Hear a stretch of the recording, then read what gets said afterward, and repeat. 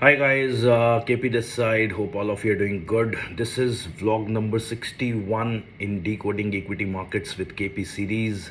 Uh, Last week was hell of a ride for equity markets with Nifty crashing its highest in a week in last 7 to 8 months. I think after February, this is for the first time that Nifty weekly closing was so low, and for Sensex I think it has been the worst fall since last 15 months. uh, just 1 week back, right? Vlog number 60. For people who see my vlogs, they would know what exactly I'm saying. There are things you predict, you anticipate, they happen, and you feel good about it. That good that I was able to predict this. Again, there are things which you predict and they happen, but you're not happy about it. This was one of those weeks for me, where I told you very clearly that Nifty is celebrating uh, its own journey on the upside, but things are not at all looking good to me as far as US markets are concerned.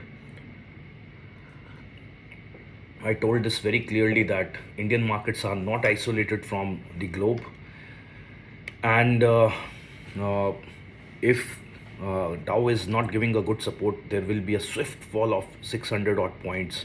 That is exactly what happened. We had a fall of around 550 points in Nifty. Somehow we were able to sustain the 675 levels, 19,675 levels. Uh, Again, my point was around 19,600 is where I see a healthy support for Nifty. And they have respected that in this week, at least on Thursday and Friday. If you would have seen, stocks were falling like crazy, but as far as Nifty was concerned, it was trying to get that support in that 19,625 to 650 zone. uh, Dow is still disappointing. The Friday closing for Dow was very, very bad.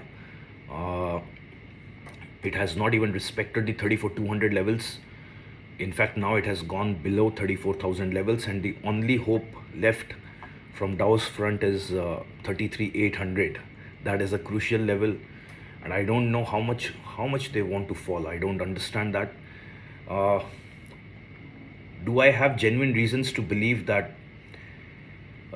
markets can go further down? So, will Indian markets continue to fall this week as well, or will they try to be a little more resilient and pick up from here on? We'll discuss all that in today's video. I'll give you some understanding of what are the things happening at global level, and then we will try to understand about the indices.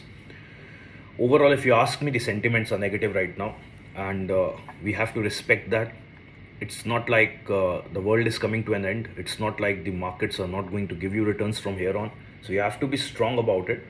But at the same time, yes, if we if we can be a little more cautious at this point of time by not increasing exposure at every 200 300 falls in the market, try avoid doing that. Whatever you're holding, hold it. There is no problem with that, but don't try to look at it as an opportunity to uh, uh, take up fresh exposure at every 200 300 falls in Nifty. Don't do that.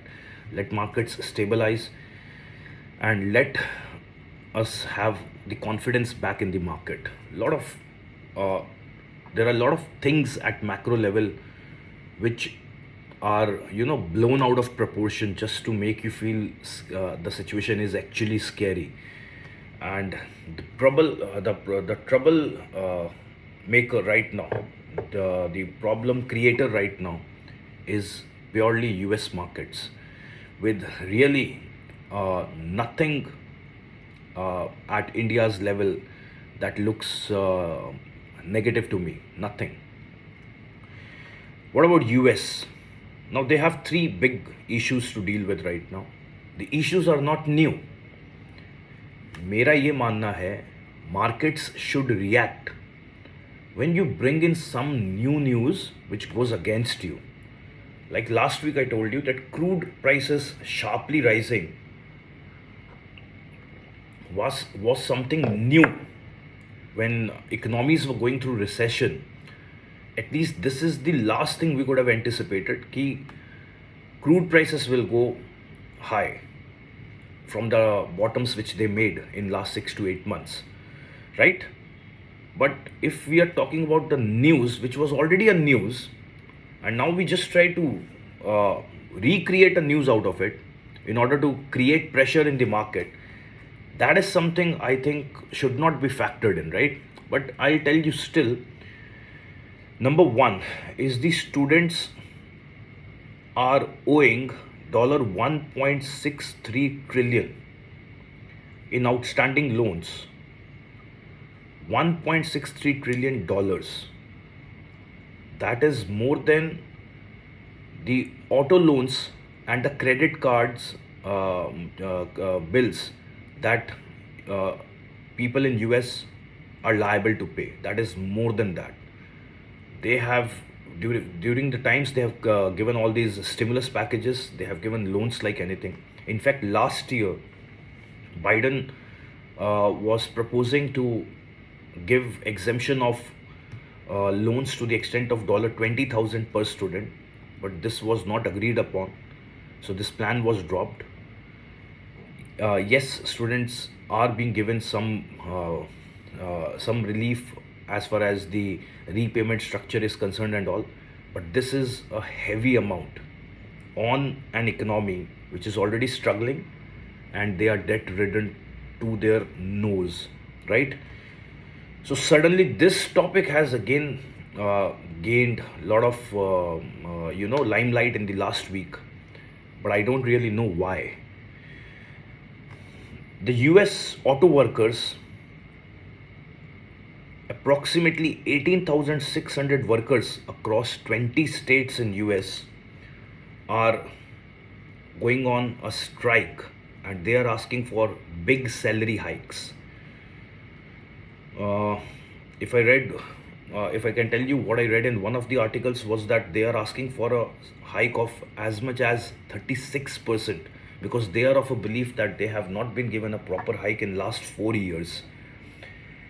Because of this, high strike which they are doing right now, $1.6 billion loss has already been suffered by the three top auto sector companies in last 1 week itself. Biden has promised again that he will try to find a resolution which will be beneficial both for the companies and for the workers. That's what at least he's saying. How promising and how effective his talks are, we know that. Rates, last week, monetary policy, after 2 days discussion, they kept the rates same, but they are still hawkish. I think hawkish is something which has become a synonym to Mr. Biden, his economy. They are saying that inflation is still not under control, and if need be, a further rate hike is possible, maybe in the next 3 months. Even if they don't go for a rate hike, one thing is sure, that this current interest rate which they are following, 5.25 to 5.5%, which in itself is at its 22 years high interest rates. They have made it very clear that they may continue with these rates at higher levels for a long period of time. This is where a setback came in for the equity investors, because somewhere the moment you put a pause on interest rates, that is when investors start buying into equity in anticipation that if now rate pause has come, then at some point of time rate reductions will also happen. But going by the Jerome Powell commentary, it seems like rate hikes, even if stopped for now, they are not anticipating a fall in the rates for a good period of time, which will always bring challenges as far as the liquidity in the economy is concerned. So that was one reason why you saw a terrible fall in the US markets on Thursday and Friday. Thursday, I would say Wednesday and Thursday, Friday, markets opened good on a higher side, but they could not sustain. Okay, and they again fell. For China, the things are still not giving a clear cut picture, but it's better than what we were discussing 1 month back. And again, the problem that stays with China is its real estate struggle that is still there.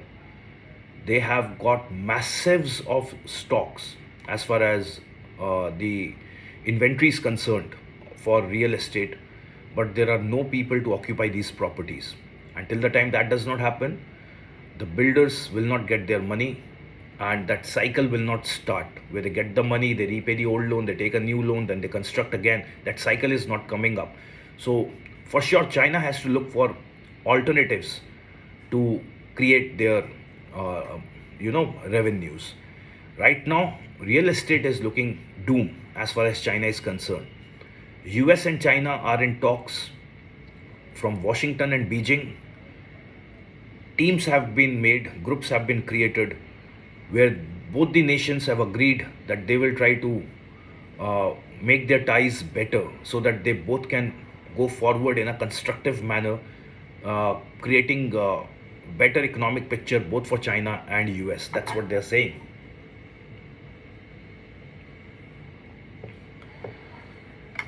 Japan was also supposed to give a decision. The Bank of Japan, they were supposed to give a decision on uh, whether they will continue with the negative interest rates or will they go for a rate hike. But surprisingly, even they have continued with the same negative interest rate, which is right now minus 0.1. Although the consumer spending, the consumer prices, consumer spending has been on a higher side, and consumer prices are growing at greater than 2% continuously for 17 months now. And still they feel that they will have to continue with the ultra loose monetary policy. That's what they call it, ultra loose monetary policy. And only in 2024 is when they expect the interest rates to become positive. But right now the interest rates are still negative in Japan. Strange, right? When globally everyone is worried about higher rates, Japan is one nation which is still going with ultra loose policy, because they have gone into stagnation for a very long period of time. In fact, talks have been going on. Some experts are of a belief that if China does not introduce some very strong stimulus packages, they may also push their economy into a stagnant situation where it will become very difficult for them to come out of this for years. That's what some experts are of a viewpoint. How about India? There is not much to discuss about India. I think if you factor in crude prices going up, which can really have uh, a, an impact on the commodity prices, which is potentially a threat for many nations, including India. But apart from that, nothing is looking negative as far as the Indian markets are concerned. Nirmala Sitharaman, in her latest talks, she has said that we are anticipating a 6.5% real GDP for FY24, which is actually good. And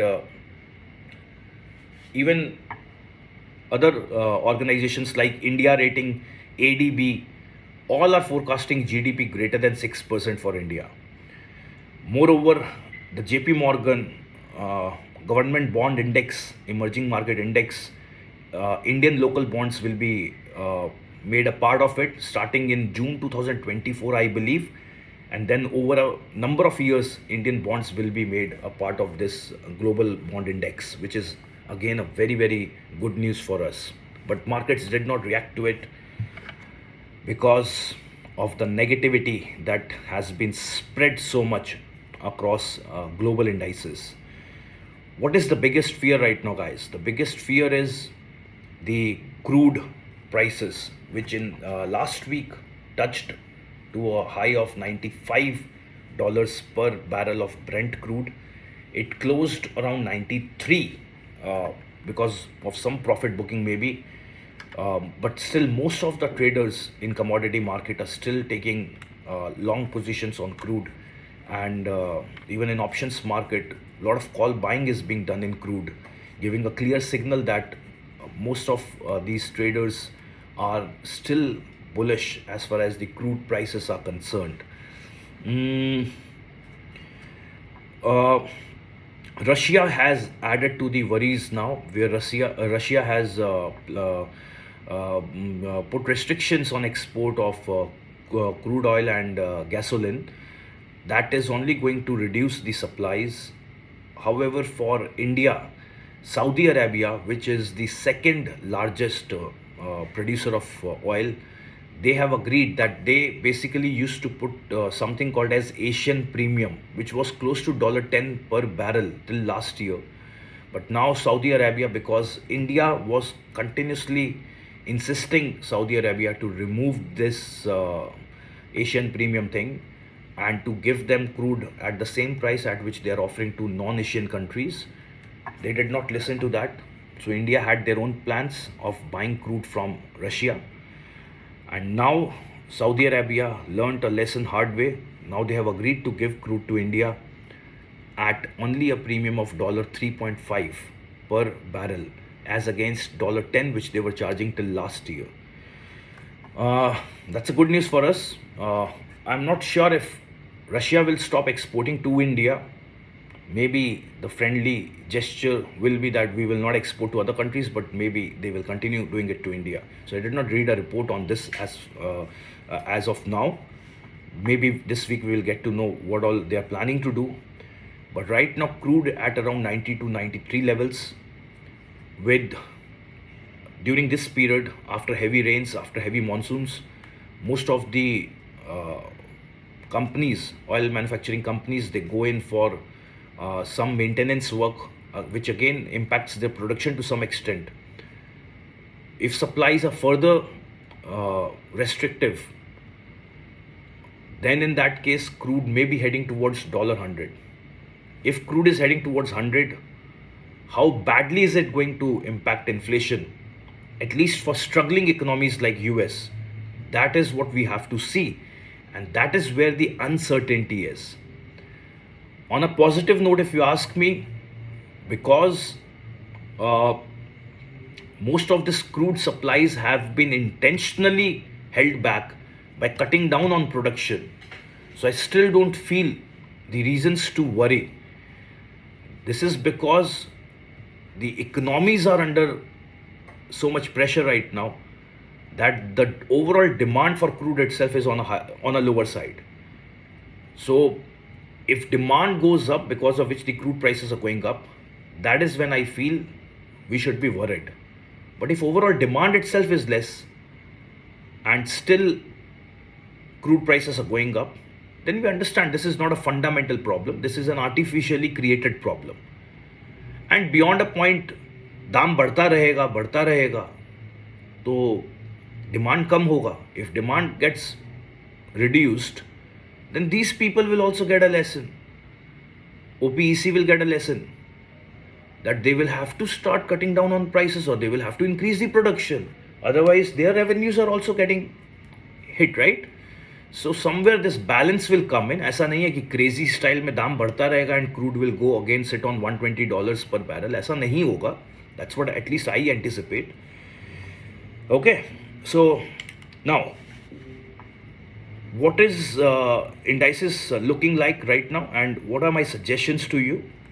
Dow closing was at 33,963 on Friday, as against I think 34,600 tha last week. I'll just take out that paper also. 34,600 was still looking better because we were having that 400 points cushion from 34,200 levels. Pause in rate hike probably should have allowed the US markets to shift gear on the upside. But then it's US markets, right? They enjoy playing bearish on the markets. कभी कभी तो मेरे को लगता है कि US का government, US का federal reserve, they are having short positions in the market. Sometimes I feel that. This man, I feel, if in 2024 he's not re-elected as a president, वो जाने के पहले इतना गंदा करके जाएगा ना, इतना वाट लगाएगा यूएस का, that for somebody coming in to take his place will take at least 5 years just for 5% recovery of US economy. US economy right now is in a very bad shape, very bad shape. आप पहले stimulus देते हो, you keep giving stimulus, उसके बाद stimulus देने के बाद आपने रिच पीपल को अल्ट्रा रिच बना दिया. There is no point talking about all this, I know, because this is a never ending discussion and you need a very high level of intellect to understand all this. So even I have to think before I speak something, because जब लोगों को समझ ही नहीं आएगा तो बोल के फायदा नहीं है. So first these people, they create stimulus, they give people money. Who are they giving money to? They are not giving money to poor or middle class, they are giving money to rich people. These rich people then exploit the economy to become ultra rich, and then you suddenly start feeling that inflation has come in the economy. Then to reduce that economy, you increase the interest rates beyond imagination, which is sitting at 2 decades high. उससे inflation नीचे आता है.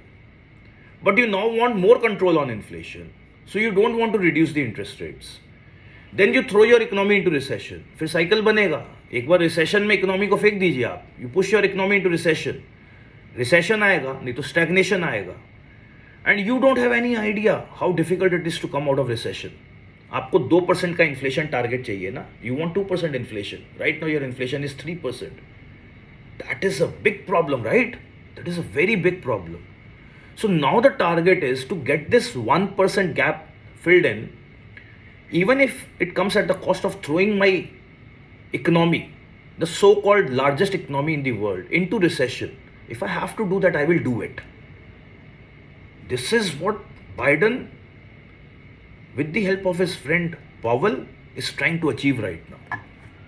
मतलब अगर next year मैं elected नहीं भी हूँगा, साला इकोनॉमी को रिसेशन में फेंक के जाऊँगा, so that whoever comes after me should find it terribly difficult to revive the economy. एकदम सही जा रहे हैं सर आप. Do that. You have zero idea on what you are talking. खाली दूसरे के मैटर्स में आपको बकवास करना है. You only have to speak your shit in what others are doing. अभी Canada has put allegations that India was involved in the killing of one person who was representing Khalistan. Biden was the first person to make statement that India should cooperate with Canada. You see your country, boss. You please take care of your country. You forget about it, what India has to do with Canada. That we will very well take care of. We are very good at making alliances, unlike you. You please mind your own business, no? Why do you have to tell us what we are supposed to do about Khalistanis and Canada? We will take care of it. Don't worry about it. But he is somebody. Iraq में कुछ होगा उसको बोलना है, ISIS का कुछ होगा उसको बोलना है, तालिबान का कुछ होगा उसको बोलना है. They have to poke their bloody nose in every damn affair going across the globe. They have to. खुद के पास साला पैसा है नहीं, चले हैं चैरिटीज करने के लिए. हर जगह इनको बीच में टांग अड़ाना है, हर जगह, everywhere they have to poke their bloody nose. Everywhere, every matter across the globe, US has to speak. अभी चल दिए Beijing to mend relations with China. खुद का तुम लोग का हालत फटा हुआ है. Your own situation is terrible right now and you are going to mend relations with China. 15 days back you gave a news, China economy nose diving does not make a difference to us. Now you again want to mend relations with them.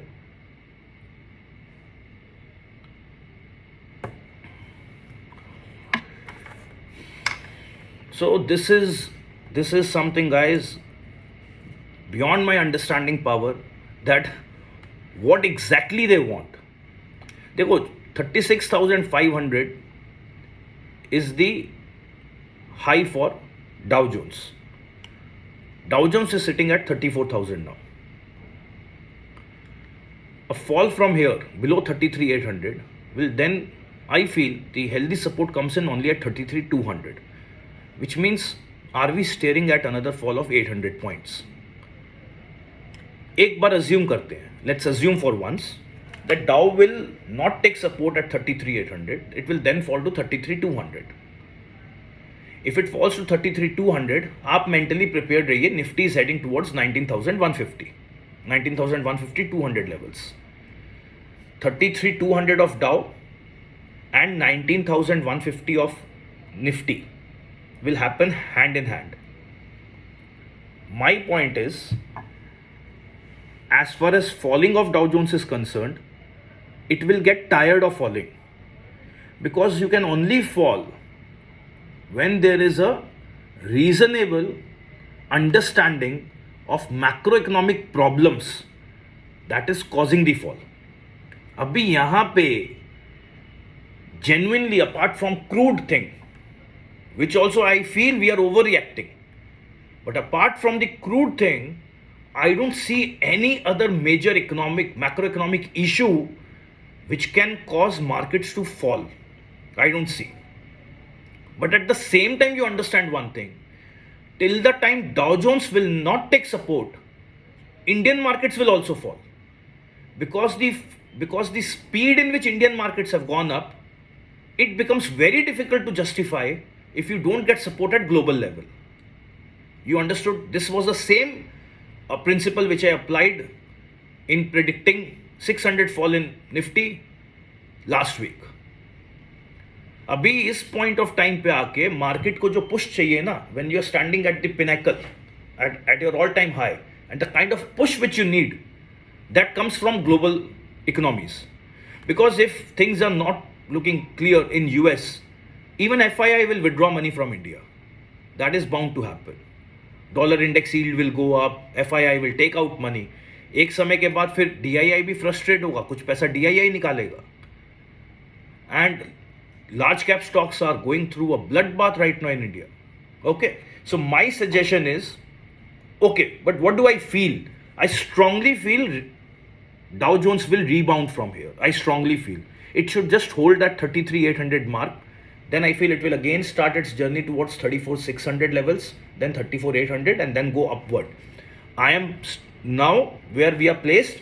I am bullish on Dow Jones overall, but with one thing going in my mind right now, that it's very crucial that they hold on to 33,800. If they don't hold it, then maybe there is a swift fall till 33,200, from where then it will slowly pick up, and that is where Nifty will again start picking up.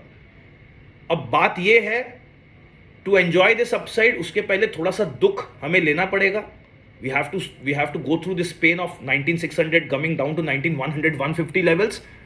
That Dow will decide. So at where we are standing right now, looking at the news all across the globe, if you ask me, I feel there is more possibility of Dow Jones taking support at 33,800 levels, and then slowly and steadily consolidating in this zone and then going up. That's what I feel. ये नहीं होगा तो the second thing which looks possible at this point of time where we are standing, next week का news के basis पे again my commentary can change. But if this does not happen, then in this week itself, you may see Dow Jones dropping down to 33,200 levels. Understood? What are my suggestions to you? अभी के लिए no new positions. Second, focus on large cap. Focus on large cap. If you are associated with me, you know that is what exactly we are doing right now. Mid cap, small cap से दूर रहिए. For the time being, stay away from mid cap and small cap. The main fall has taken place in large cap stocks which were already low. उसमें कभी तेजी आया ही नहीं था, पर उसको और तोड़ा, especially the stocks like Reliance, HDFC Bank. So you have to stick to large cap for the time being if you want peaceful life. But no new exposure to be taken wherever you are using leverage. FNO में stop करिए for the time being, trades लेना. What you have, hold it, embrace it. Roll over करिए. This week is a expiry. Roll over करिए. Go for rolling over your contracts, but then sit quietly. Don't increase exposure. Every 200, 300 falls in the market should not give you a greed that yes, I should add up more positions and all. No averaging, nothing is required for now, because market picture is very hazy, guys, and we have to wait patiently to see if things are improving from here on. Okay, so let's see how it goes this week. Probably Dow will take a support at 33,800 levels is what I feel, because I think the fall in Dow has been much more than anticipated and much more than what can be justified. But US markets are US markets. They like surprising people. So let's hope for the best and stay calm, stay patient. There is nothing to worry, guys. Overall, fundamentally, things are very good, at least for we here in India. Just that crude ka price thoda sa control hona chahiye, which is good. From 95, we did not see the levels going up. At least it closed at 93. Benefit of doubt being given is that a lot of profit booking has happened, but we'll see it for another 7 to 15 days probably. If it can become a little sticky in this zone around 93, 94, 95 dollars per barrel, then I think that will put a stop to its price. Okay, chalo, till we meet again, bye bye. God bless all of you. Thank you, guys.